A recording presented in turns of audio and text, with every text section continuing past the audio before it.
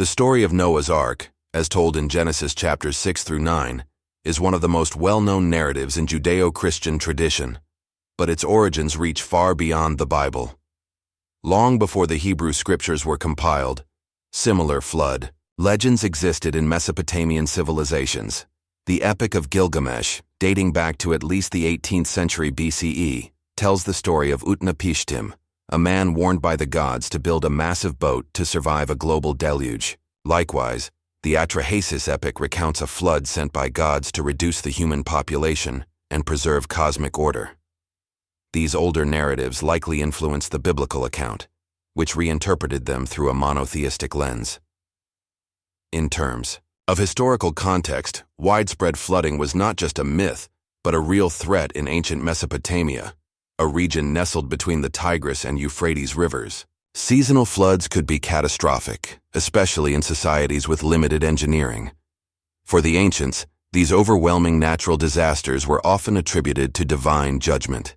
The figure of Noah thus represents a convergence of myth, history, and theology, a righteous man preserved by divine favor in an era of moral collapse. The mountain where his ark supposedly landed, Mount Ararat, lies in present-day Turkey, near the Armenian border, and has become the central point of countless quests to prove the story's historical basis.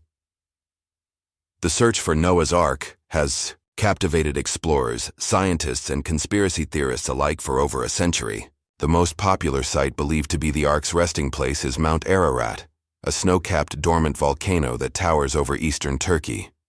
Since the late 1800s, local legends, Christian pilgrims, and Kurdish folklore have described a mysterious, wooden structure high up in the mountain's glaciers. In the early 20th century, several Western explorers claimed to have seen or heard of wooden beams embedded in the ice. These claims, however, were often dismissed as hoaxes or misidentifications of natural rock formations.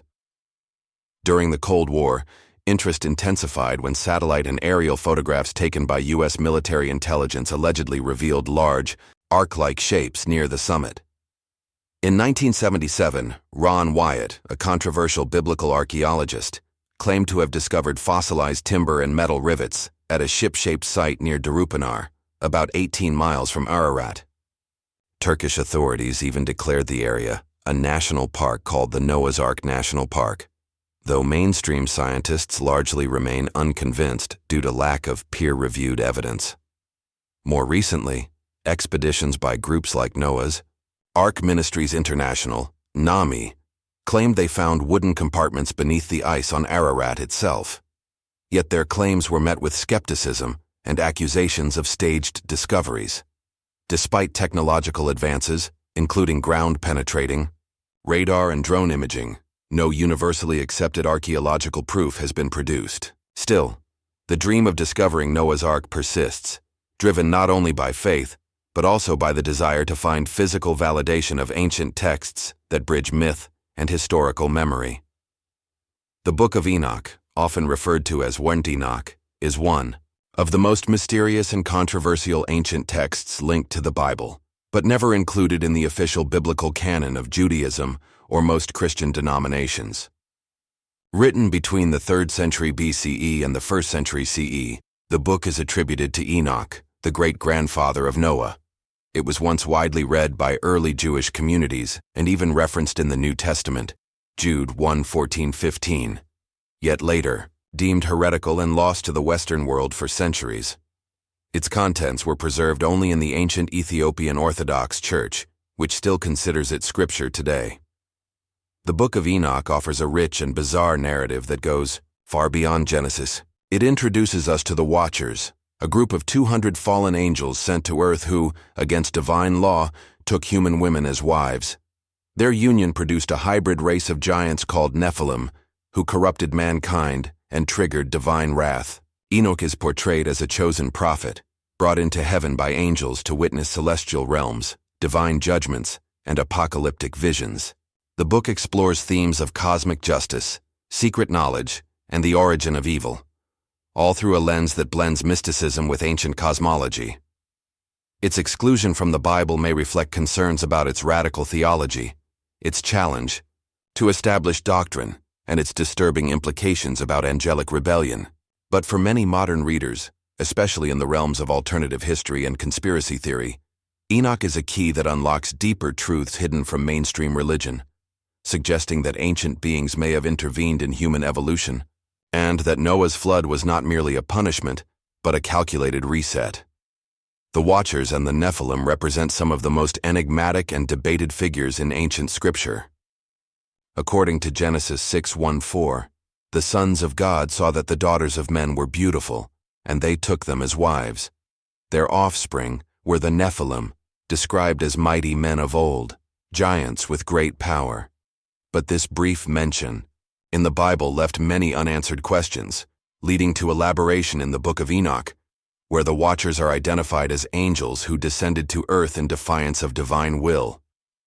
In Enoch's account, the Watchers not only fathered giants, but also taught humanity forbidden knowledge: metallurgy, weapon-making, sorcery, cosmetics, and astrology. The Nephilim, their giant offspring, became violent and cannibalistic, corrupting the earth. God's response was the Great Flood, an act not just of punishment, but of cleansing the world of genetic and spiritual contamination. Some modern researchers and theorists interpret this tale not as myth or metaphor, but as a record of extraterrestrial intervention. In this view, the Watchers were not angels in the traditional sense, but advanced alien beings. The Nephilim were their hybrid creations, experiments gone wrong, or perhaps a race bred to rule. The forbidden knowledge aligns eerily with sudden leaps in human development in the ancient world. These interpretations have fueled the ancient astronaut hypothesis, suggesting that gods, angels, and demons were misunderstood visitors from other worlds. Whether viewed through a religious, mythological, or extraterrestrial lens, the story of the Watchers and Nephilim is central to understanding the pre-flood world, and why Noah's Ark was seen as humanity's last hope.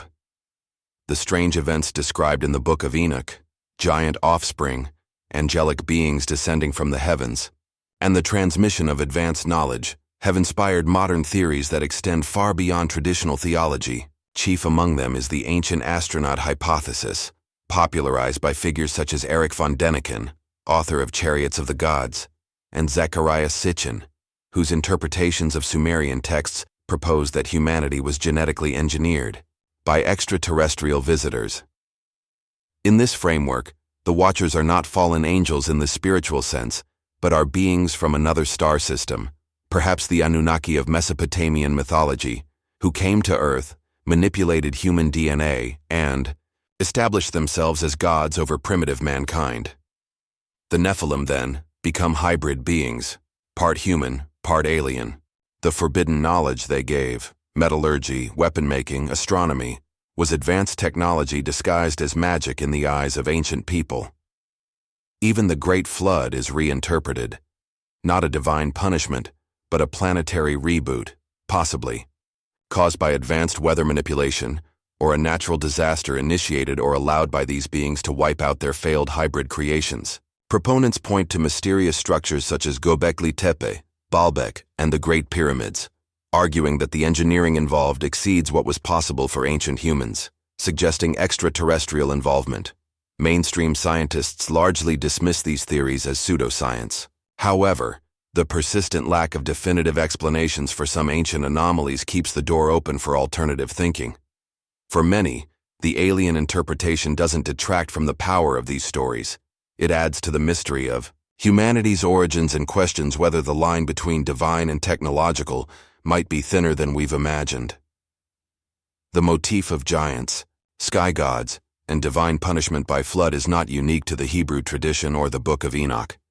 It appears across the globe in ancient civilizations, lending weight to the idea that these tales might stem from a common memory or shared human experience. In Sumerian mythology, the Anunnaki were powerful deities who descended from the heavens and were involved in the creation of humans.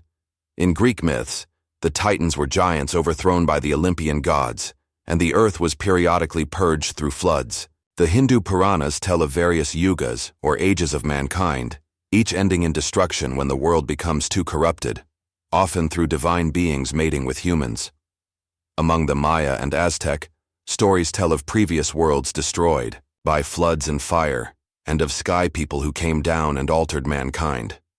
Native American tribes, such as the Hopi and Navajo, also speak of tall, powerful beings who came from the stars or underground realms, imparting wisdom or wreaking havoc. The Dogon tribe of Mali has a strikingly advanced astronomical knowledge of the Sirius star system, knowledge some claim could only come from contact with sky beings. What connects all these myths is a pattern: heavenly beings interacting with humans, hybrid offspring of tremendous power, the loss of forbidden knowledge, and global floods to reset corrupted civilization. Whether one believes these stories are metaphorical, historical, or extraterrestrial in origin, their persistence across space and time suggests they're more than mere fantasy. They're encoded memories, possibly hinting at a lost chapter of human history that was too shocking or too sacred to survive unaltered. The modern scientific community approaches the Noah's Ark narrative and its surrounding myths through a lens of evidence, probability, and geological consistency. The first major point of contention lies with the Great Flood itself. According to Genesis, the flood covered the highest mountains of Earth, lasting over 40 days and nights. But geologists argue that such a planet-wide deluge is implausible. No global sediment layer, fossil record, or sudden extinction event aligns with the timeline suggested by the biblical or Enochian accounts. Furthermore, ice core data from Greenland and Antarctica reveal no disruption large enough to represent a global flood during human history. Instead, many scientists suggest that the story of the flood may be rooted in local cataclysmic floods, such as the one theorized around the Black Sea approximately 7,600 years ago. This event, which might have occurred when Mediterranean waters breached a natural dam at the Bosporus, rapidly submerged vast areas and displaced entire populations. Such an event could have been remembered by survivors and woven into myth over generations. Archaeological criticism also applies to Mount Ararat and alleged Ark discoveries. Despite centuries of quests, no definitive structure or artifact from a large wooden vessel dating to the Bronze Age has ever been verified. Many claims, especially those from the 20th century, are marked by vague coordinates, inconsistent testimonies, and a lack of peer-reviewed research. Expeditions often involve religiously motivated teams, raising questions about objectivity and scientific rigor. Some samples allegedly from the Ark were later identified as volcanic rock, or at best, modern timber. Then there is the matter of the Book of Enoch and its supernatural claims, an area where historians and biblical scholars urge caution. Most mainstream scholars view Enoch as part of Second Temple Jewish apocalyptic literature, offering symbolic rather than literal truths. The Watchers represent a theological attempt to grapple with evil, divine boundaries, and human temptation. The Nephilim, rather than physical giants, could symbolize corrupted rulers or aristocracies who oppressed humanity through violence and pride. Skeptics argue that modern interpretations involving aliens or genetic engineering are forms of retroactive mythology, projecting 21st century concerns, like transhumanism and surveillance, onto ancient texts. These theories, while imaginative, often lack linguistic and archaeological grounding. Yet paradoxically, it is the very absence of proof, the missing pieces, that continues to feed speculation. In the tension between belief and doubt, the mystery grows stronger. Despite the criticism, debunking, and academic debates, the tale of Noah's Ark, the Watchers, and the Nephilim has endured across millennia. Why? Because these stories are more than ancient history. They are living myths, loaded with meaning, morality, and mystery. They appeal not just to our curiosity, but to our deepest emotional and existential needs. In every era, human beings have sought explanations for chaos. Why do disasters happen? Why does evil thrive? Why are some chosen and others destroyed? The Ark narrative, in all its versions, offers answers, not necessarily factual, but profoundly psychological and spiritual. It tells us that even in the darkest times, salvation is possible. That someone, somewhere, may be spared for their goodness. That order will emerge from destruction. The Ark becomes a symbol of sanctuary amid collapse. For ancient people, it was the hope of surviving divine wrath. For today's audience, it may represent moral clarity, preparedness, or a personal belief system that offers shelter from cultural or moral decay. The story affirms that righteousness is not in vain, and that there is a plan, however hidden. Meanwhile, the Nephilim and the Watchers touch a deeper nerve. They represent what lies beyond our control, beings of immense power who cross forbidden lines. Whether interpreted as ancient gods, cosmic manipulators, or alien geneticists, they embody humanity's fascination with the other, what lies above, beyond, or below us. Their fall is also a cautionary tale, that even divine beings can fail, and that forbidden knowledge has a cost. This is why modern thinkers, including those outside religious traditions, remain enthralled. The story doesn't merely offer answers, it invites questions. Could our myths be echoes of a lost civilization? Was there once a war between gods and giants? Did humanity survive because one man or one bloodline was chosen to start again? And even if it's just a myth, the emotional and moral resonance is undeniable. These ancient tales challenge us to think about what we're preserving, what we're destroying, and what we hope might be remembered if we, too, faced a flood. In the end, whether taken as divine truth, ancient history, or epic metaphor, the story of Noah's Ark, the Watchers, and the Nephilim remains one of humanity's most powerful legacies, a reminder that mystery, morality, and myth are often more enduring than fact.